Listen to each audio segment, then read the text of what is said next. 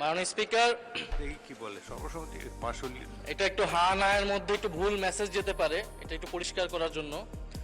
প্রথমত, জুয়া প্রতিরোধ বিল 2026, আমরা বিরোধী দলের পক্ষ থেকে এই আইনের পক্ষে আমরা আছি এবং সরকারের প্রতি আমরা সাধুবাদও জানিয়েছি।